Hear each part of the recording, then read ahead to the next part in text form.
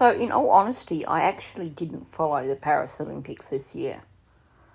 I just didn't really have the time, I guess. So when all these things started popping up about someone called Raygun, the name itself to me sounded like they were talking about someone American. And I thought, oh, here we go, another drug scandal or something ridiculous like that. And then I noticed that a few American content creators were making content about this Raygun person. And the thing that surprised me was when Ryan Was suddenly did a video about Raygun. Because if you are familiar with Ryan Was, he does content about Australia. So I thought, well, I better watch this and find out what the heck is going on. Why are all these Americans talking about Raygun? Why is Ryan Was talking about Raygun? So I find out that it's this Australian woman who went to the Paris Olympics and completely bombed out at breakdancing.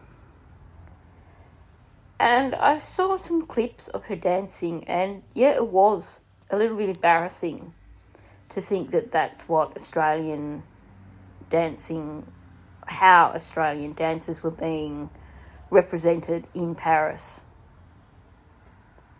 So yeah, I was embarrassed as an Australian by what she was doing. And I thought about it. And I thought, okay, yeah, it is a little bit embarrassing. This is someone who got zeros from the judges because her dancing was so bad. This is someone who people worldwide are making fun of because her dancing is so bad. But then I stopped and I had a think about it. And the first thing that popped to mind was, I can't even remember which Olympics it was, but there was an Olympics many, many moons ago where there was an athlete from a really teeny tiny country. He was the only Olympian from that country. And he was in, I think, a marathon. It was some sort of running event. And he was way, way out of his league. But what the heck, he made it to the Olympics. He was the only person from his country to make it to the Olympics. And people were so supportive of this athlete. Because even though he came in long after the other athletes, he had a go. He made it and he put in his best effort. So, what's different?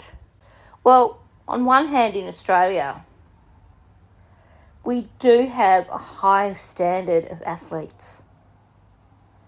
So you just have to look at the medal tally at the end of the Olympics. And Australia was right up there against countries with far greater populations. So there is this long-standing expectation of excellence from Australian athletes. So I can understand the embarrassment and why other countries were making fun of this Raygun woman. And when you look at who she is, she's someone who is a university lecturer who her specialty as a lecturer is breakdancing. Now, to me, that sounded really weird because it doesn't sound remotely academic.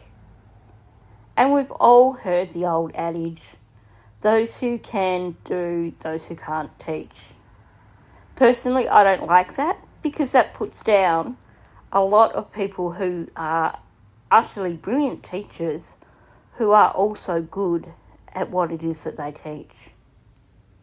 But it does make you question this person who comes from a academic perspective for breakdancing.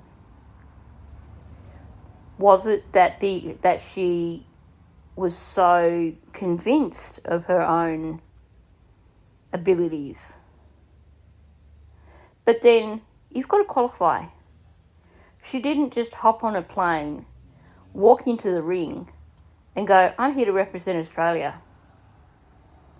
She had to qualify.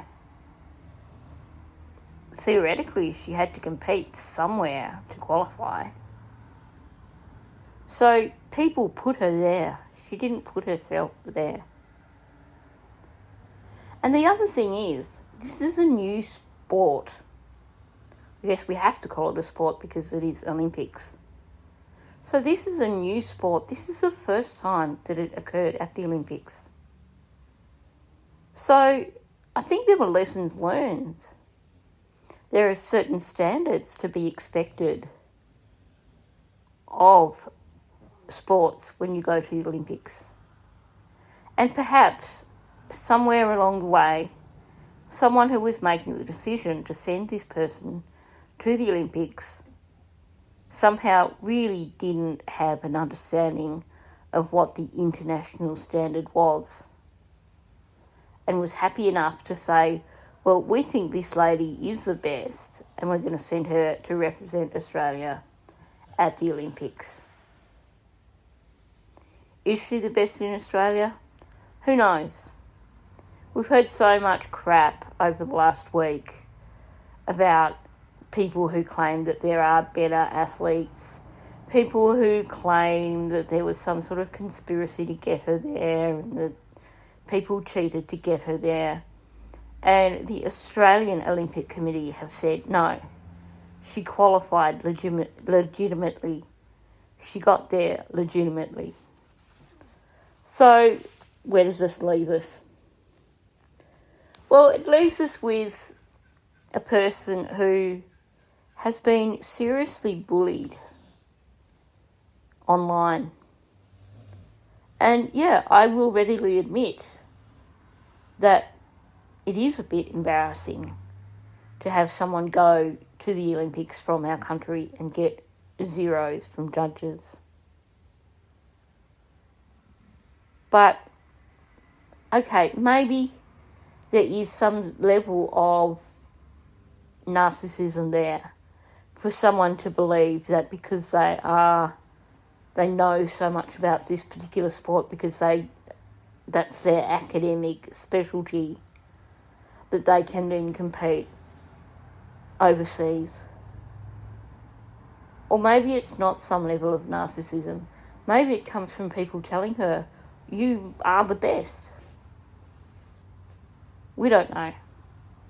Because the story has been shared around so much. There are so many versions, and of course, people will stick to the versions that are the most controversial, regardless of whether there is any evidence, any proof that that is actually the truth. So, at the end of the day, we have an Australian who, instead of, as Australians, showing mateship, turning around and saying, well, hey, she had a go. She went there. We went for the other option of taking the mickey out of her. And okay, perhaps that is a little bit justified.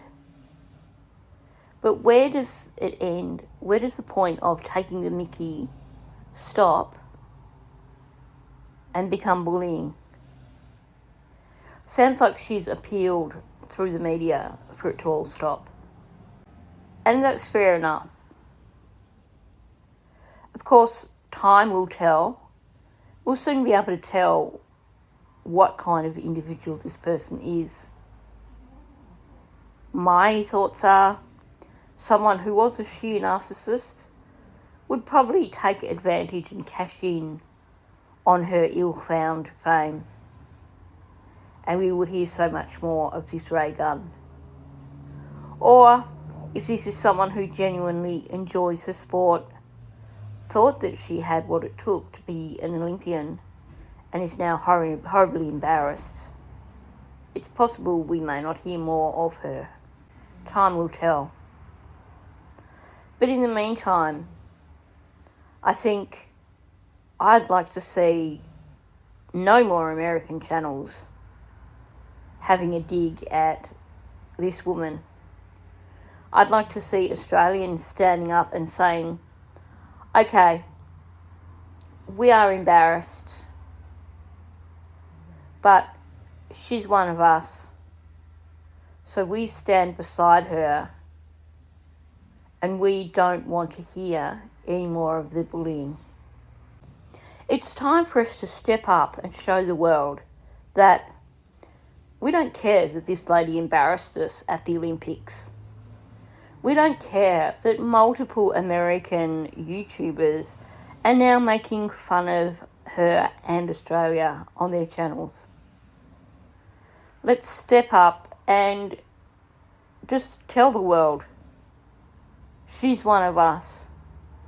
We're proud that she at least made the effort to have a go. Because shouldn't that be what it is all about?